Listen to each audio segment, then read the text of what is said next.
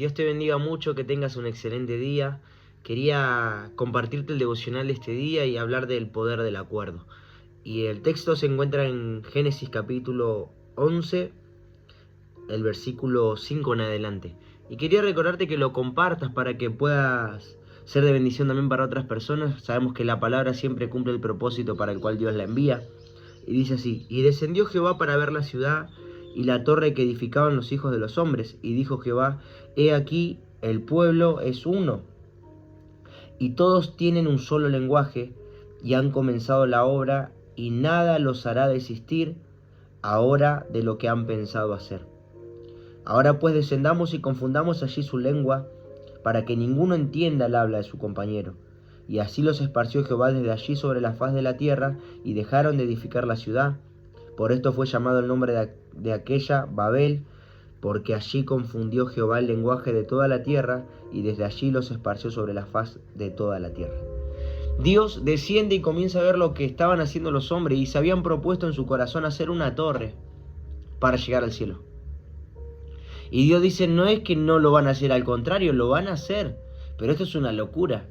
Nosotros, hoy que entendemos un poco más, sabemos que es una locura, porque iba a llegar un momento que se iban a quedar sin aire, sin oxígeno, y que iban a morir. Entonces, el poder del acuerdo tiene que ver con esto, que cuando uno se pone de acuerdo, no hay nada imposible. Cuando uno se pone de acuerdo con alguien para hacer algo, no hay nada imposible, algo que no pueda suceder o que no pueda ocurrir. Jesús mismo lo dijo: si tan solo 2 de vosotros estuvieran de acuerdo y pidieren por algo al Padre en el cielo, Él lo hará. Y algo que el enemigo se enfoca en estos tiempos es que estemos en desacuerdo continuo. Es que estemos en desacuerdo con todo, que no apoyemos, que no vayamos en pos de un liderazgo, de una visión, de una dirección. Algo que yo aprendí, que es el principio de la bendición, es la obediencia a las autoridades puestas y establecidas por Dios, aunque yo no las entienda. ¿Se pueden equivocar y pueden errar las autoridades? Sí, pueden errar, pueden equivocar, pero mi obediencia Dios la ve. Mi obediencia para el Señor vale mucho, porque más allá de que la persona que está puesta en autoridad se equivoque, Él rendirá cuenta con Dios, o ella. Pero Dios va a bendecirla a nuestra obediencia, siempre y cuando la obediencia nuestra sea con respecto a la palabra. Y debemos entender que Dios mira el corazón, y Dios ve la obediencia en nuestro corazón, y eso permite que al estar de acuerdo las cosas sucedan, las cosas ocurran, siempre y cuando todo lo que se hable o lo que se enseñe o se instruya sea conforme a la palabra, conforme al Evangelio, conforme a lo que Dios anhela. Eso bendice vidas. Y hay que estar de acuerdo con eso, y hay que respaldar eso, porque eso va a bendecir. Cuanto más si la iglesia se pone de acuerdo en hacer la obra de Dios, en hacer aquello para lo cual fue llamada, cómo Dios nos va a bendecir, y el poder de ese acuerdo va a romper cadenas, va a visitar y va a bendecir ciudades completas. Pero ¿qué es lo que pasa? No hay acuerdo. No está el poder del acuerdo, porque cada uno tira por su lado, hace lo que le parece, y no estamos dispuestos a estar en una obediencia unida en un mismo propósito. Y como iglesia tenemos un solo propósito, que es predicar la palabra, que es hablar la verdad, para que el mensaje llegue a aquellos que no lo conocen, a aquellos que todavía no han tenido la oportunidad de tener una experiencia con Jesús. Es nuestro mayor deber y nuestro principal objetivo, que la gente pueda ser restaurada, que la gente pueda ser alcanzada por Dios, que puedan volver a levantarse, que puedan alcanzar el propósito para el cual Dios los llamó.